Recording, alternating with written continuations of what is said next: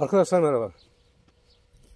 Yıllardır bu yöntemde biber dikiyoruz. Buna benzer yöntemde. Bu biraz daha farklı. Çok iyi bir verim alıyoruz biberden. Şimdi toprağımızı 1,5 ay kadar önce alt üst ettik. Otları vardı üzerinde. Bunlar altta çürüdü ve gübre oldu. Başka gübre kullanmıyoruz. Şimdi toprağımızı eşelim.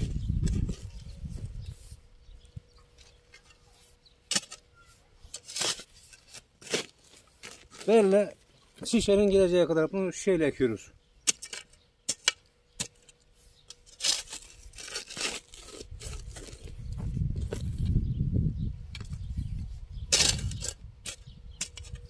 İlaç kullanmıyoruz. Gübre de kullanmıyoruz. 3-4 yılda bir tavuklarımız var. Bunların gübresinden hafif verdiğimiz zaman yeterli oluyor. Bu toprağı canlandırıyor. Gübre olarak o. Başka bir şey yok. Tamamen doğal bir biber elde ediyoruz.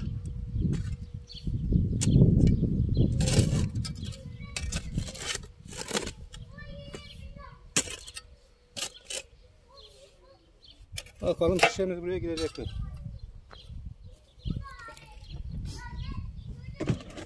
Evet, rahatlıkla giriyor.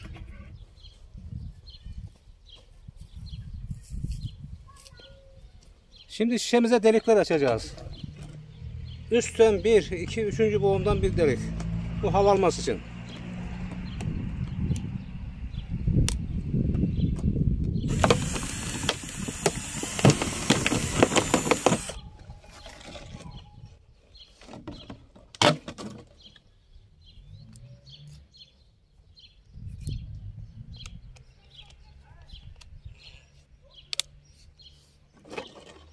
Arkasından şişenin alt tabanından buraya yakın yerde 4 delik daha açacağız.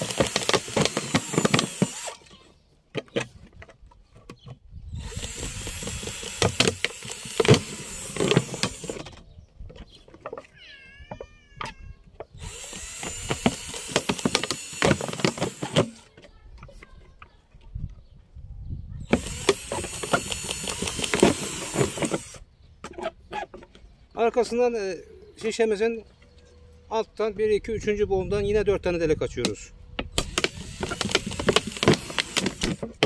Matkapla veya beşlik çiviyle fark etmez.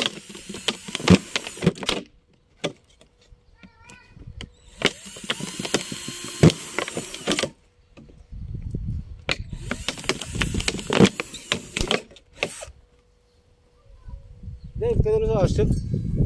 Şimdi altını biraz düzeltelim, şey iyice girsin. Şimdi şu açtığımız delikler toprağın 10-15 santim altında kalacak. Evet. Toprağımızı dolduruyoruz kenarına.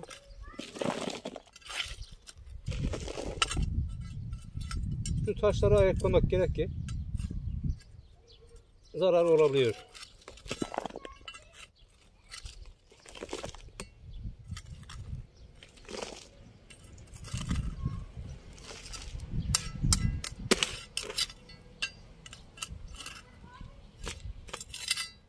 Şimdi bu 5 litrelik şişe de yapabiliriz. Bu 10 litrelik şişe. 10 litrelik şişede daha iyi netice veriyor. Daha güçlü oluyor bitkilerimiz. Buraya çilek ekmiştik. 3 tane geçen sene her tarafı doldurdu.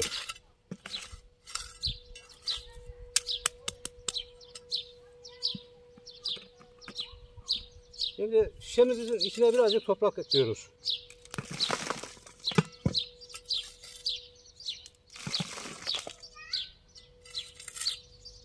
Alttaki deliklerin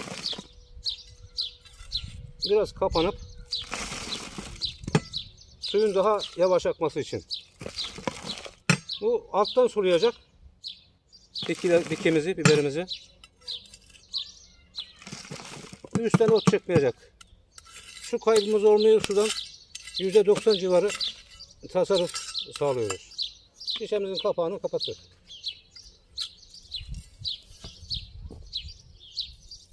Şimdi normalde ben buna 4 biber dikiyordum, ancak bu dolma biberler cinsleri çok büyük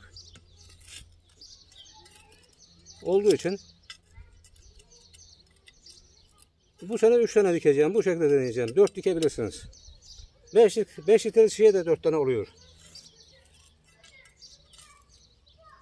Şişeden 5-10 santim uzakta biberlerimizi dikiyoruz.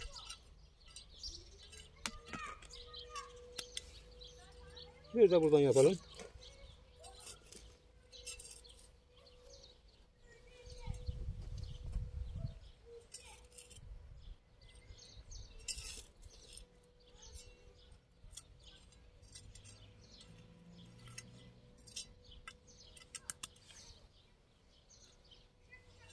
Deliklerin, ortadaki deliklerin hizasına kadar kökünün gitmesi gerek bunların. Üçüncüyü de buraya dikelim.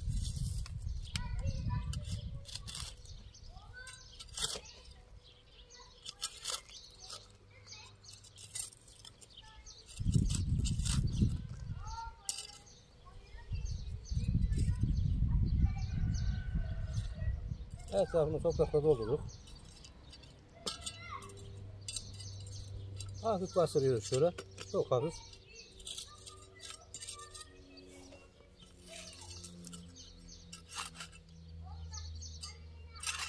Biberlerin etrafını dolduralım ki su verince bu çökecek biraz.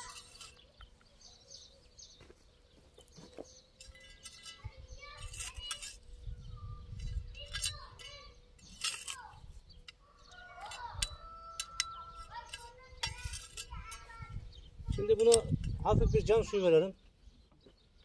Şöyle 5 delik şişemizin kapağına 4 tane delik açtık çiviyle. Buna yağmurlama şeklinde hafif bir sulama su vereceğiz.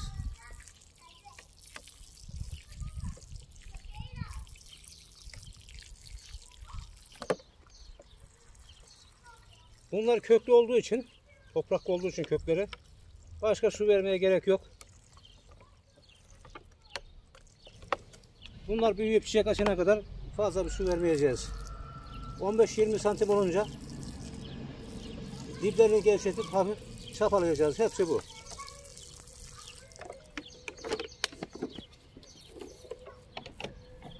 Suyumuzu verdik. Ve şimdi bu şişemizi dolduracağız.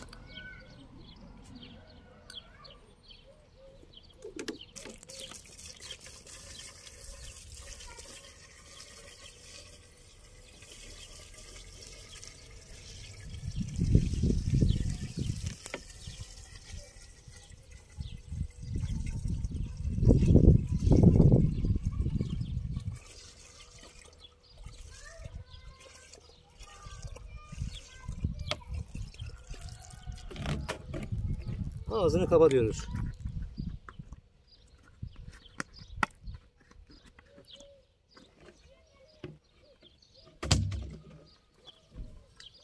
Arkasından diplerine biraz daha toprak atalım ki toprak nemini kaybetmesin.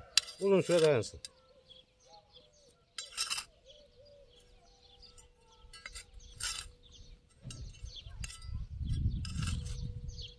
Buna da yapalım aynısını.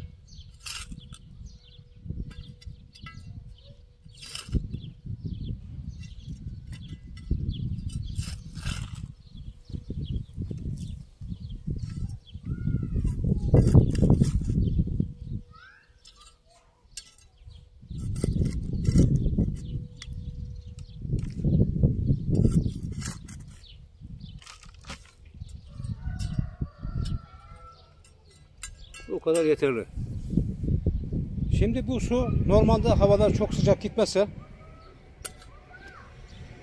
bunlar büyüyüp çiçek açana kadar yeterli olacak. Çünkü toprağı alttan ıslatıyor. Toprak derine ve yanlara ıslanıyor. Bu yavaş yavaş akacak böyle. Kökler de suyu ve nemi takip ederek çok geniş bir alana yayılacak. Gübre atmaya hiç gerek yok. Gübre atarsak gübre yiyoruz. İlaç atarsak ilaç yiyoruz. Bu su buna yeterli. Çiçek açtıktan sonra biberleri gördüğümüz anda tekrar şişemizi dolduracağız. Bu şekilde gidecek. Havalar serin olursa bu 2 aya kadar dayanıyor. 2 ayda geçiyor. Biberlerimiz kurumuyor, büyüyor aynı şekilde. Ancak çok sıcak havalarda tabii ki biber bazılarından daha fazla su ister. Bitkinin durumuna bakarak, bitki durumu şöyle oluyor bildiğim kadarıyla. Bitkimiz yaprakları çok aşırı yeşil olmuşsa, koyu yeşil olmuşsa veya yaprakları büzüşmeye başlıyorsa su vermekte fayda var. Çiçek açınca su vereceğiz ayrıca. Çiçek açıp biberler gördüğümüz zaman büyümesi için. Fazla su bibere hastalık getirir, böcek getirir. Su az verilirse, yeterli kadar verilirse böcek, hastalık hiçbir şey olmaz. Şimdi bahçemizde ilaç kullanmıyoruz. İlaç kullanmayınca tozlayıcı böcekler bibere geliyor. Boş çiçek kalmıyor. Eğer ilaç kullanırsak yararlı böcekler de ölüyor zararların yanında. Bunlar diyelim biberlerimizi topladık.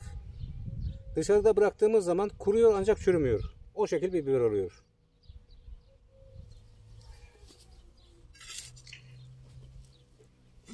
Bu sistem biraz daha toprağın fazla suya ihtiyaç duymaması için yapıyorum bunu. %90-95 civarında su tasarrufu sağlıyor. Zaten su pahalı. Pahalı olması da bulunması biraz zor. İstediğin zaman bulunmuyor. Şişemiz üstteki delik devamlı hava alıyor. Hava aldığı için içeri ve sıcak dışarı nemi eşitleniyor gün içinde. Akşam üzeri veya sabah dışarı ve içeri sıcaklığı farklı olduğu için şişenin içindeki nem suya dönüşüyor ve aşağıya doğru gidiyor. Bu kadarcık nemin yaptığı su bile bitkilerimizi büyümeye, geliştirmeye devam ediyor. Bitkiler kurumuyor kesinlikle. Yaz boyu bir sene 3 ay 4 ay su vermedik, geldiğimizde üzerlerinde biberler vardı, kurumamıştı. Bu kadar faydalı oluyor. Teşekkürler, tekrar görüşmek üzere.